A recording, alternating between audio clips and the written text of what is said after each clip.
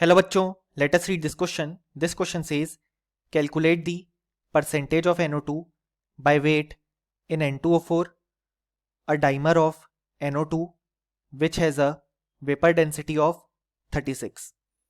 और हमारे ऑप्शंस हैं option A 25.7, option B 37.7, option C 67.7 and option D 27.7. So इस क्वेश्चन में हमसे कहा गया है कि हमारे पास मिक्सचर प्रेजेंट है N2O4 और NO2 का, और उसमें हमें percentage of NO2 by weight calculate करना है। और हम जानते हैं कि जो N2O4 है वो डाइमर होता है NO2 का, और इस पूरे मिक्सचर की जो वेपर डेंसिटी है वो है 36। सो इस क्वेश्चन को सॉल्व करने के लिए हमें जो की कॉन्सेप्ट रिक्वायर्ड है वो है कॉन्सेप्ट ऑफ वेपर डेंसिटी।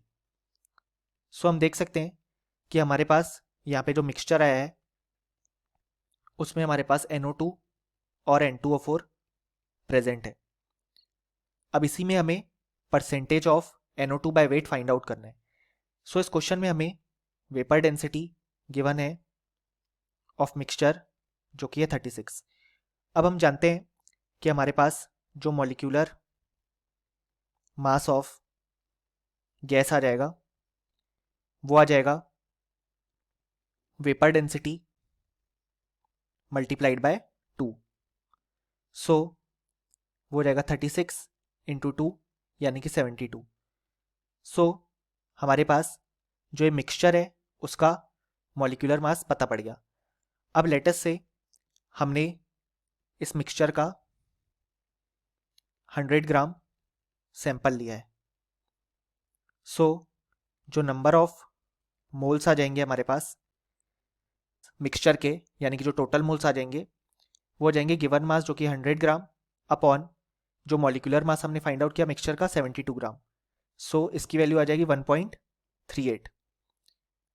अब लेटस से कि ये जो टोटल मोल्स हैं हमारे पास उसमें से NO2 के जो मोल्स हैं उसको हमने अजूम किया x।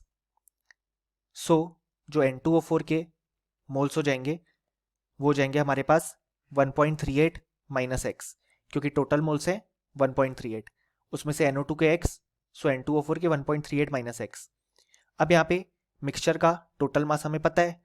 सो हम लिख सकते हैं कि NO2 के मोल्स जो कि है x मल्टीप्लाइड बाय उसका मोलर मास जो कि होता है 46 ग्राम प्लस 1.38 माइनस x जो कि है N2O4 के मोल्स मल्टीप्लाइड बाय 92 ग्राम जो कि होता है मोलर मास ऑफ N2O4। सो ये हमने total mass of sample find out कर लिया और इसी को हमने 100 अज्यूम किया था। अब अगर हम इसे सॉल्व करें तो हम देख सकते हैं यहाँ पे आ जाएगा 46x plus 126.96 minus 92x is equal to 100, यानी कि हम लिख सकते हैं कि हमारे पास माइनस 46x हो जाएगा माइनस 26.96, यानी कि हमारे पास जो यहाँ पे x की वैल्यू आ जाएगी वो आ जाएगी 26.96 अपॉन 46। सो जो x की वैल्यू आ जाएगी वो आ जाएगी हमारे पास 0.586, यानी कि अब हमने यहाँ पे number of moles of NO2 find out कर लिए हैं। अब हमें यहाँ पे percentage of NO2 by weight find out करना है।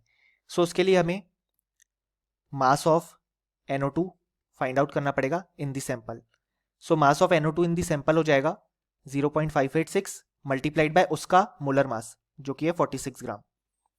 सो अगर हम इसे सॉल्व करें तो इसकी वैल्यू आ जाएगी हमारे पास 26.956 ग्राम। सो अब हमने 100 ग्राम सैंपल लिया था तो उसमें से 26.956 ग्राम NO2 प्रेजेंट है।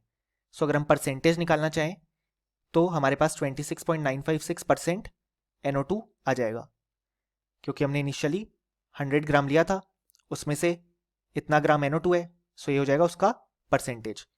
अब अगर हम हमारे ऑप्शन देखें तो यहाँ पे जो हमारे पास सबसे क्लोजली रिलेटेड ऑप्शन है वो हो जाएगा ऑप्शन डी, क्योंकि ये 26.956 के सबसे पास है।